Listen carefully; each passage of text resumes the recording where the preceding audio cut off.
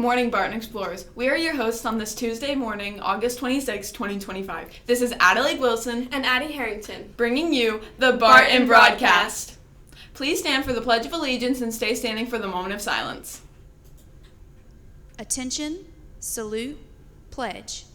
I pledge allegiance to the flag of the United States of America and to the republic for which it stands, one nation, under God, indivisible, with liberty and justice for all.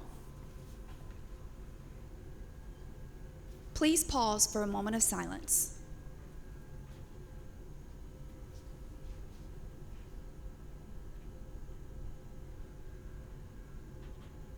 Thank you. You may be seated. If today is your special day, then we hope it is wonderful. Happy birthday.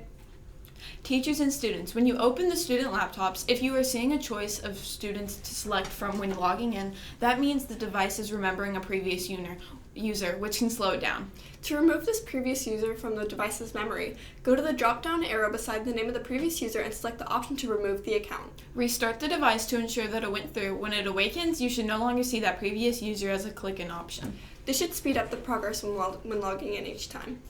Good job yesterday, Lady Explorers. If you missed your chance to watch the volleyball yesterday, you can catch our middle school team tomorrow at 4:30.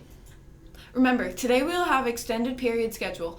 We have posters hanging up around the school to help you remember your time blocks. Also, we will have our electives on Wednesday afternoons. How exciting!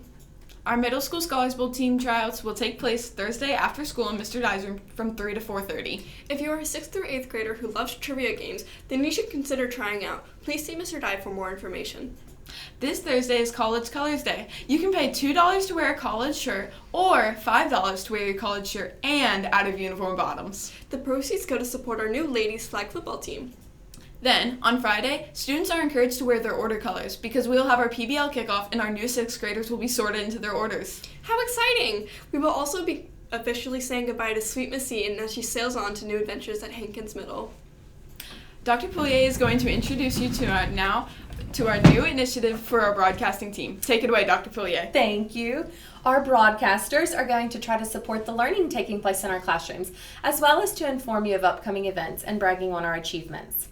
One way that we hope to do that is to incorporate weekly patterns of words. So on Tuesdays, we will have Tier 2 Vocabulary Tuesdays.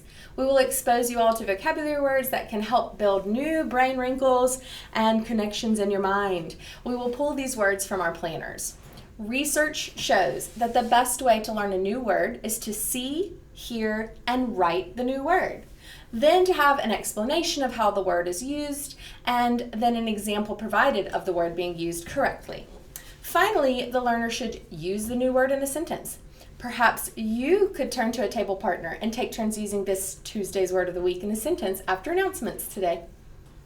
That would be great. Our word for this week is cauterize. Let's all say it. Cauterize. Now, practice writing it in the air, on your desk, or on your arm. I'll do it with sign language letters. It's spelled C-A-U-T-E-R-I-Z-E.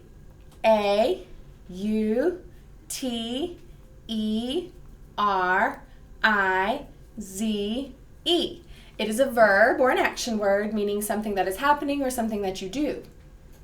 To cauterize means to burn or sear a wound. So if you're injured and taken to the hospital, one way of closing the wound would be to burn it or cauterize it. Historically, this would have been done in battle when there was less trained medical professionals to sew stitches. Now, tools are made to help cauterize wounds made during surgery. How would you use the word cauterize in a sentence? I might say, I fell down while playing basketball at PE, but since I'm in 7th period and the pavement is so hot, my scraped knee was immediately cauterized by the heat from the blacktop.